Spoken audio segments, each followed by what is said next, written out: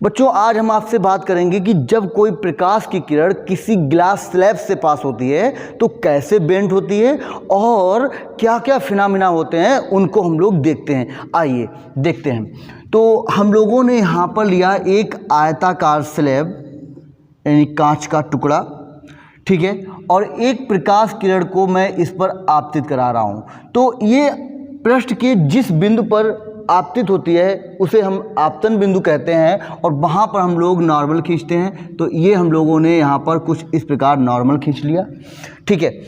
आप देख रहे हो यहाँ पर क्या है, वायु है यानी कि एयर है, और ये प्रकाश की किरण वायु से चलकर अब ग्लास स्लैब में जा रही है। किस में जा रही है? ग्लास स्लैब में जा रही है, जो कि आप देख रहे हो कैसा मीडियम हो सकता है, सघन है। किसकी अपेक्षा? इसकी अपेक्षा। तो वायु जो है वो विरल है और ये सघन है। अब जरा मुझे बताओ कि जब प्रकाश की किरण विरल से सघन में जाती है तो क्या होता है प्रकाश किरण के साथ? जी हाँ बोलिए। हाँ सुन लिया मैंने। क्या होता है? वो अवलंब की ओर झुक जाती है, अवलंब की ओर मुड़ जाती है। वैसे तो इसको ऐसे सीधा निकल जाना चाहिए था, लेकिन क्या होता है, ये जो है प्रकाश की किरण कुछ इस प्रकार से बेंट हो जाती है, कुछ इस प्रकार से बेंट हो जाती है, ठीक है। आप जानते हो ये हमारे पास जो कोण होता है उसे हम लोग आई बोलते हैं यानी आपतन कोण, और ये हमको मिल गया यहाँ पर अपवर्तन कोण आर मिल गया, ठीक है।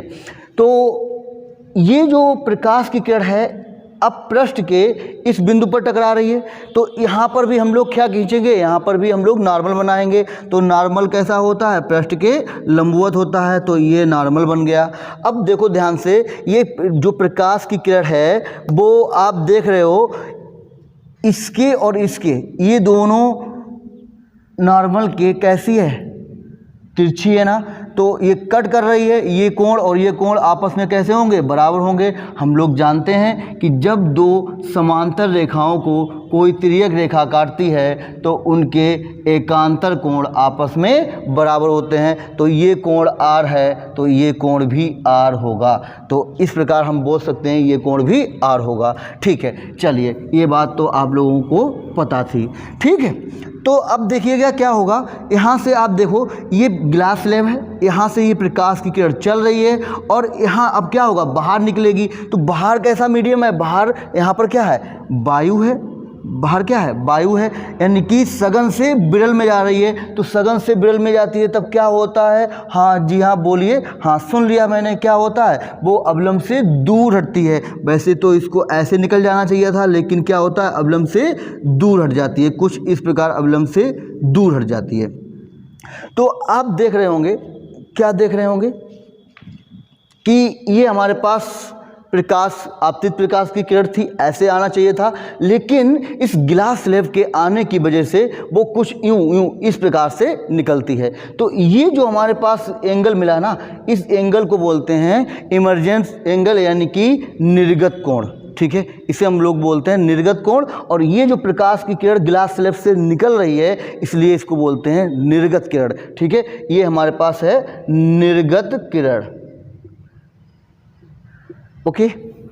अब हमने एक बड़ा ही खास फिनोमेना देखा कि जो ये निर्गत कोण होता है ये आपतन कोण के बिल्कुल एग्जैक्ट बराबर होता है, यानी कोण आई बराबर कोण ई, ठीक है। यानी आपतन कोण और जो निर्गत कोण होता है वो आपस में बराबर होते हैं।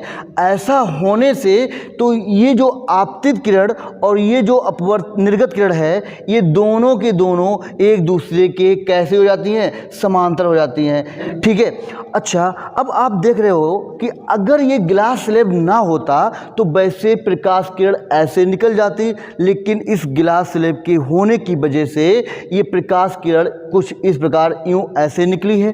तो आप देख रहे हो क्या हुआ कि ये दोनों एक दूसरे के समांतर हो गई हैं। तो क्या किया इस ग्लास स्लैब ने? इस ग्लास स्लैब ने इस प्रकाश किरण को पैरेलल शिफ्ट कर दिया, यानी समांतर शिफ्ट कर दिया है। इस शिफ्टिंग को ही बोलते हैं लेटरल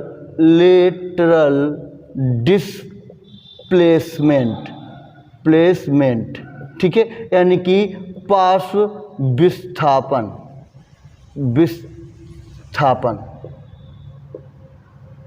पास विस्थापन।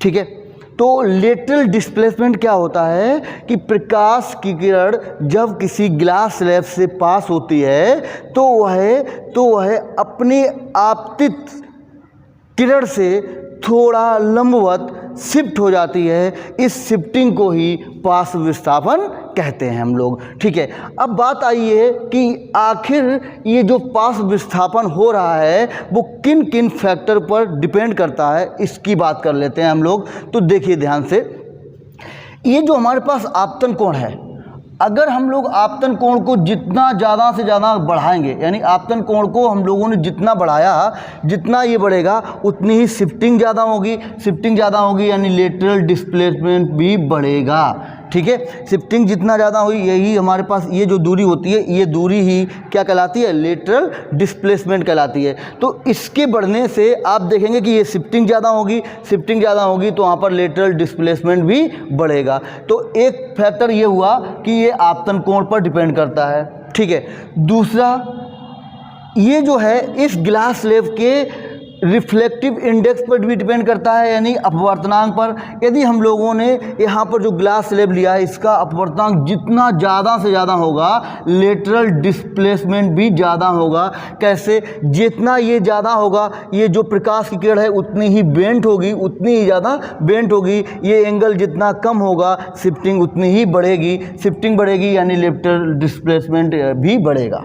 ठीक है, तीसरा फैक्टर क्या है? तीसरा फैक्टर ये है कि जो ये ग्लास स्लैब है, इसकी थिकनेस मतलब इसकी मोटाई, अगर हम लोग इसकी मोटाई को बढ़ाएंगे, जितना ज़्यादा से ज़्यादा ये मोटा होगा वहाँ पर उतना ही लेटरल डिस्प्लेसमेंट भी हमको मिलेगा। यानी कि अगर हम लोग यहाँ पर जो ग्लास स्लैब ले रहे हैं उसकी मोटाई को बढ़ा देंगे तो मोटाई के बढ़ने से आप देखोगे जो ये प्रकाश की किरण है वो ज़्यादा बेंट हो जाएगी। बेंट होने से जो ये दूरी होगी वो बढ़ जाएगी और इस दूरी को ही लेटरल डिस्प्लेसमेंट हम लोग कहते हैं। तो लेटरल डिस्प्लेसमेंट भी बढ़ जाएगा।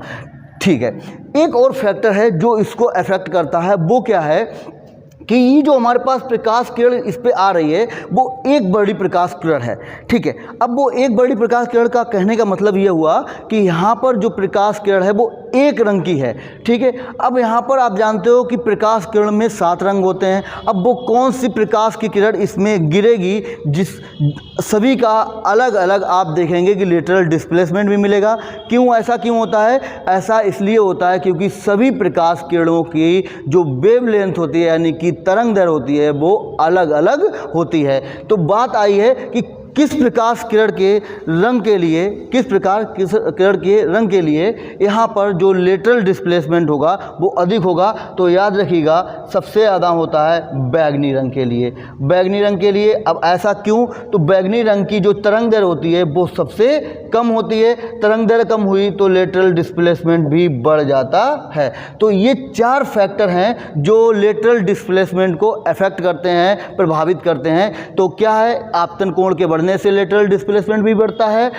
अपवर्तनांक के बढ़ने से, जो ये टुकड़ा लिया गया है इसके अपवर्तनांक के बढ़ने से लेटरल डिस्प्लेसमेंट बढ़ता है।